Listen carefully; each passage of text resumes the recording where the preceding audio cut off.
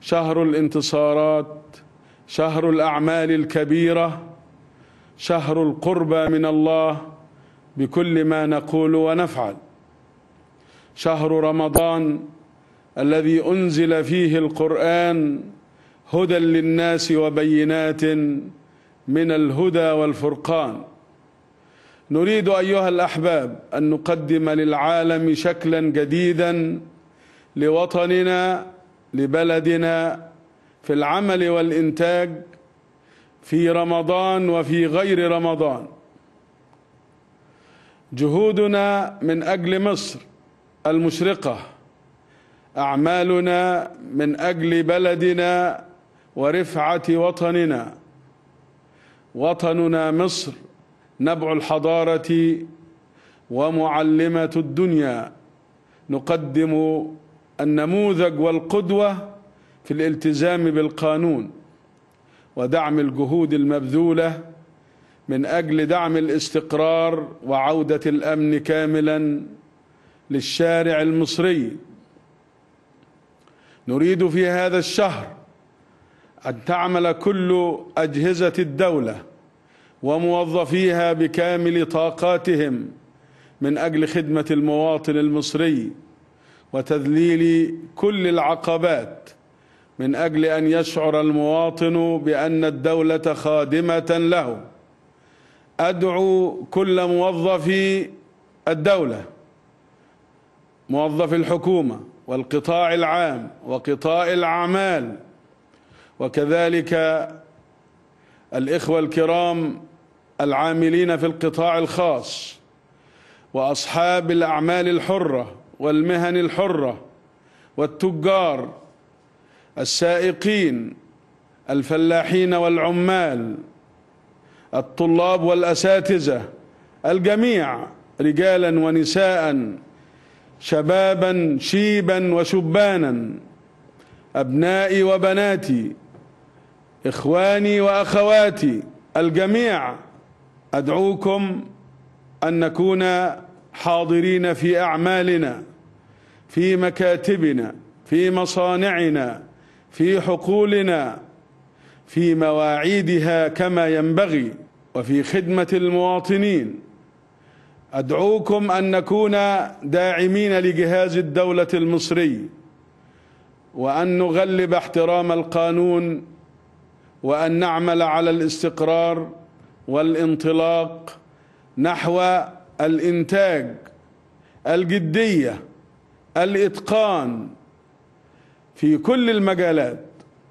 فوطننا مصر يستحق منا جميعا، ونحن في شهر العطاء، في شهر التضحية، نريد أن نغلب المصلحة العامة على الخاصة، وأن نقدم الواجبات على الحقوق، وأن نساهم جميعا في عبور مصر من هذه المرحلة.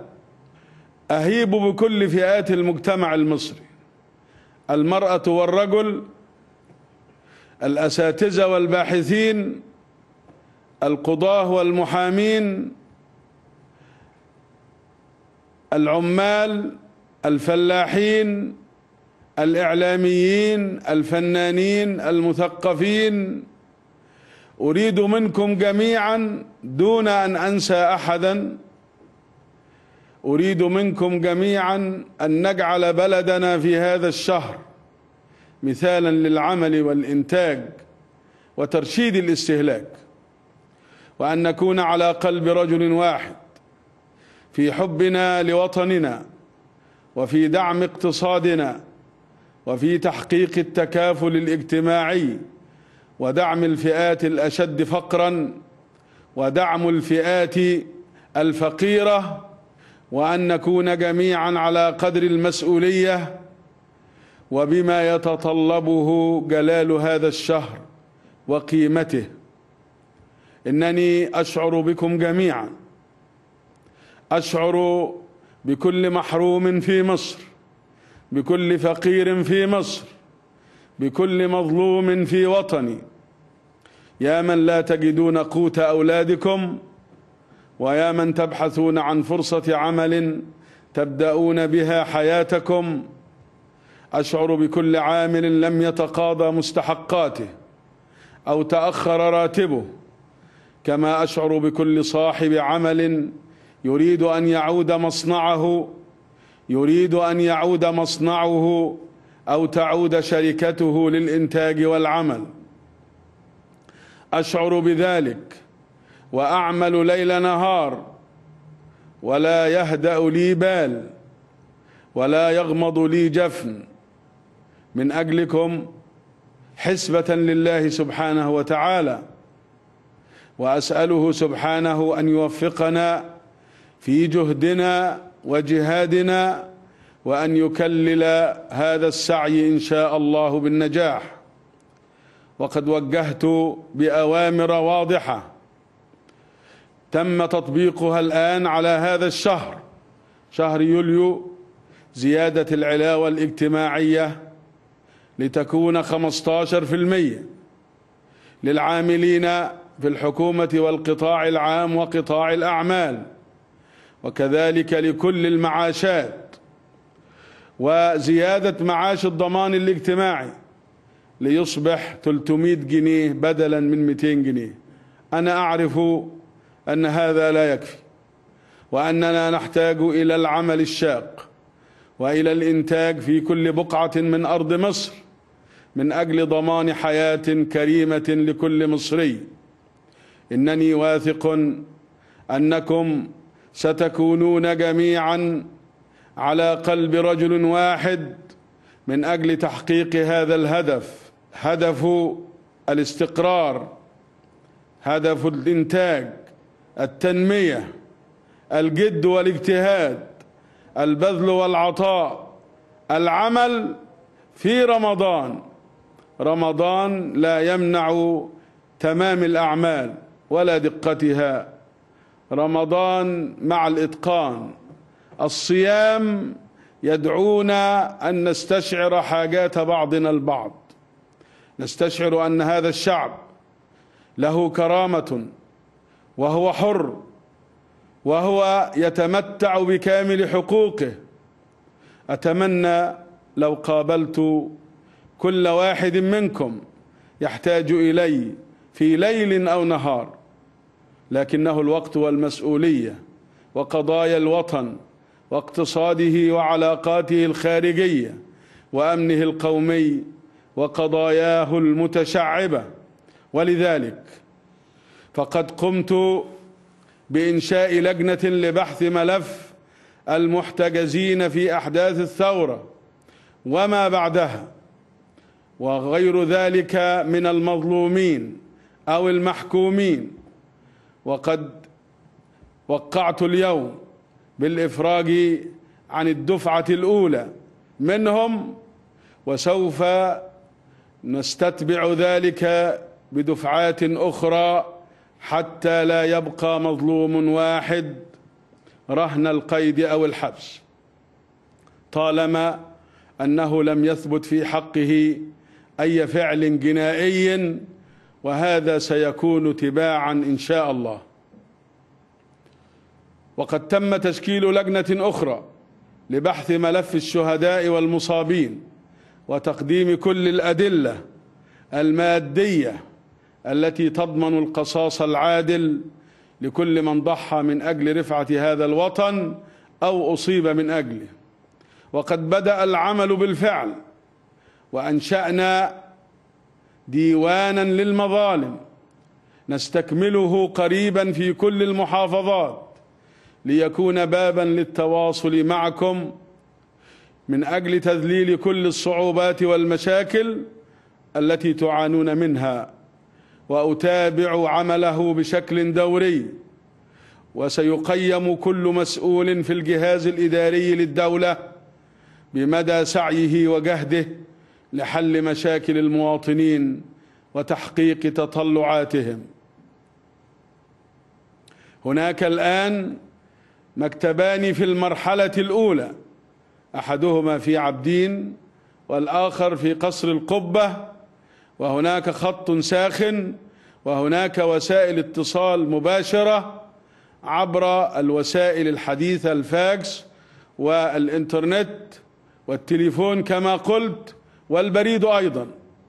وسيكتمل هذا الديوان إن شاء الله في القريب العاجل. تعلمون أيها الأحباب، أيها الشعب الكريم، أن القضايا الخمس ذات الأولوية في هذه المرحلة، والتي أعمل ليل نهار من أجل تحقيقها، لا يمكن أن يحدث فيها نجاح ملموس إلا إذا تضافرت كل الجهود المخلصة، وعمل كل مصري معي، وبذل كل ما يستطيع من أجل مستقبل وطنه وأولاده، وذلك بالتعاون بالضرورة مع الجهاز الإداري للدولة. هذه القضايا هي قضايا تهم كل مصري. أؤكد لكم جميعا أن نجاحنا سويا لحل هذه المشكلات هو نجاح لمصر، كل مصر، وليس لشخص أو مسؤول، وذلك من أجل دعم استقرار وطننا واقتصادنا بكل قطاعاته.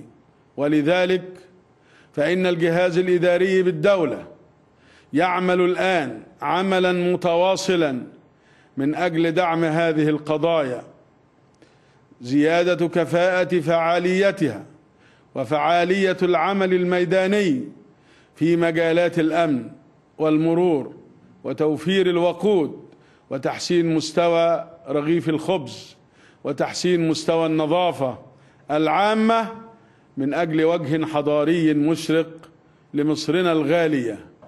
وأدعوكم في يوم الجمعة القادم يوم 27 يوليو بعد أسبوع من الآن و28 ستكون هناك حملة قومية على مستوى مصر بكاملها من أجل وطن نظيف، عنوانها وطن نظيف ليس فيه قمامة. فالطاقات والهمة والاستنفار لنا جميعا لكي تنجح إن شاء الله، وستنجح هذه التجربة. يعلم الله وأنتم معي أن ما أنا فيه الآن، هذا المنصب وهذه المسؤولية، لم يكن رغبة مني في سلطة، وإنما هي المسؤولية التي أستشعر ثقلها وأردد بيني وبين نفسي ما قاله رسول الله صلى الله عليه وسلم: إنها أمانة، وإنها يوم القيامة خزي وندامة إلا من أخذها بحقها وأدى الذي عليه فيها. من أجل ذلك ومن أجلكم، من أجل حق الشعب في المراقبة والمحاسبة، فإنني سأضمن حق المجتمع في حرية تدفق المعلومات، أن يكون الإعلام قادرا على تقديم الحقائق بعيدا عن الشائعات التي بالضرورة تضر ولا تنفع. إن للمجتمع حق علينا جميعا، فيجب أن نكون ونحن نتحرك واقعيين، وأن نكون موضوعيين، وأن نحرص على الاستقرار. هذه كلمة حق تعرفونها جميعا.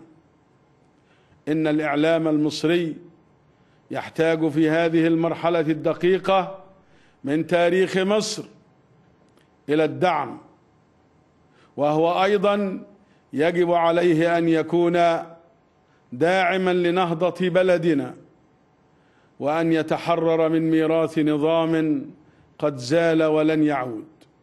أيها الإخوة الأحباب، السيدات والسادة، يا شعب مصر الكريم، ها نحن نمر بهذه المرحلة، مرحلة الانطلاق، مرحلة الاصطفاف الوطني، نحرص فيها أن نعمل مجتمعين وأن نتحرك حركة جماعية نحب وطننا ونحرص على مصالح هذا الوطن.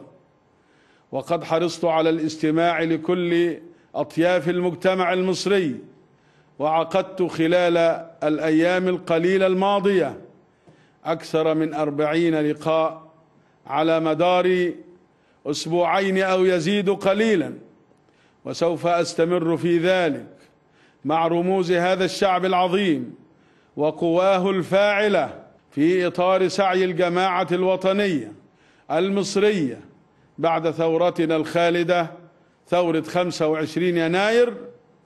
تسعى هذه الجماعة الوطنية إلى تأسيس ديمقراطية حقيقية مستقرة.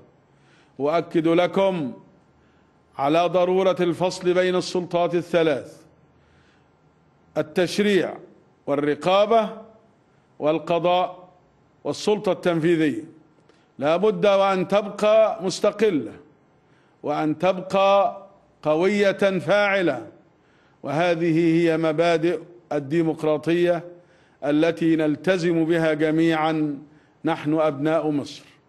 تعلمون أن الاقتصاد المصري برغم موارده الكبيرة وبرغم تنوع قطاعاته يحتاج إلى عمل دؤوب، يحتاج إلى جهد كبير من أجل انطلاقه الفاعل، لنضمن له نموا مضطردا وتوزيعا عادلا لهذه العوائد من هذا الاقتصاد، ليعود ذلك على كل مصري.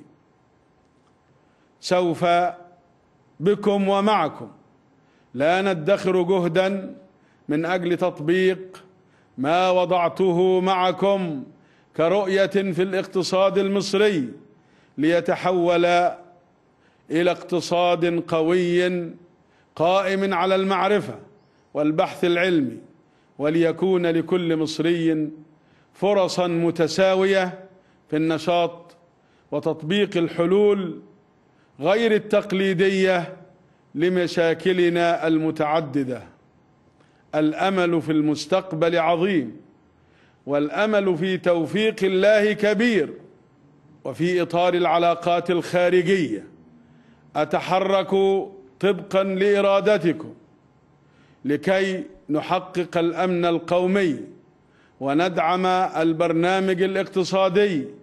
وقد قمت في هذا الإطار بزيارة للمملكة العربية السعودية لتوثيق علاقاتنا الثنائية ودعم العمل العربي المشترك مع المملكة وغيرها. فقد تقابلت في أثيوبيا مع أمير الكويت، وأكدت على أن أمن مصر في أديس أبابا، وفي اللقاءات الأخرى أكدت على أن أمن مصر القومي كما هو موجود في إفريقيا جنوبها وشمالها فهو أيضا في الخليج العربي وفي العالم العربي كله، شرقه وغربه وشماله وجنوبه. والتقيت في زيارات الخارجية سواء في المملكة العربية السعودية أو في أثيوبيا بالجاليات المصرية هناك. هؤلاء المصريون وهم خارج أوطانهم، خارج وطنهم مصر، لا تفارقني هم أيضا قضاياهم، وأحرص على مشاركتهم ومساهمتهم في العمل الوطني. تعلمون أننا نريد لمصر أن تعود إلى إفريقيا، وقد بدأنا خطوات جادة في ذلك، نحقق بما نفعل مصلحة الوطن ومصلحة الأشقاء في إفريقيا. سنعمل معهم بكل شكل، سنعمل معهم بشكل فاعل في الاتحاد الإفريقي وغيره من منظمات العمل الإفريقي أيضا من أجل التنمية والاستقرار لكل بلاد إفريقيا. أيها الأحباب، أيها الإخوة والأخوات، السيدات والسادة، يا شعب مصر العظيم، أريد من كل مواطن اليوم أن يعمل في بلده، في قريته، حيثما وجد، في مدينته، في الحي الذي يعيش فيه والشارع الذي يعيش ويسكن فيه، أن يعمل ويتعاون مع أجهزة الدولة في الارتقاء بهذا المكان الذي يعيش فيه، وأن يساعد في دعم مجهودات المسؤولين في هذا المكان، وأن يدعم بسلوكه الواعي قضايا المرور ورغيف الخبز وتستهلاك الوقود وترشيده. أريد منكم أيها الإخوة في كل مكان، السيدات والسادة، أريد منكم جميعا أن تعلموا أولادكم السلوك القويم في احترام الشارع وآدابه ونظافته، وأن تعملوا جميعا من أجل مصر المستقبل. أريد من كل رجال الأعمال ومؤسسات الأعمال ومؤسسات العمل الشعبي والجمعيات الخيرية ومؤسسات المجتمع المدني، أريدهم جميعا أن يساهموا ويدعموا الجهود التي تبذل للارتقاء بالشارع المصري وأمنه واستقراره. أريد منكم جميعا أن نتعاون وأن نثق في أننا سننجح سويا من أجل فتح أبواب المستقبل. هذه مسيرتنا، هذا وطننا مصر، ها نحن ومع رمضان ننطلق للعمل الجاد بنية صالحة صادقة وبعمل دؤوب مستمر وبإرادة قوية ماضية وبحب لبعضنا البعض وصبر حتى تحل كل مشاكلنا إن شاء الله، وما ذلك على الله بعزيز. نتوجه إلى الله بالدعاء أن يوفقنا لما يحب ويرضى، وأن يهدينا جميعا إلى سواء السبيل. والسلام عليكم ورحمة الله وبركاته، وكل عام وأنتم بخير.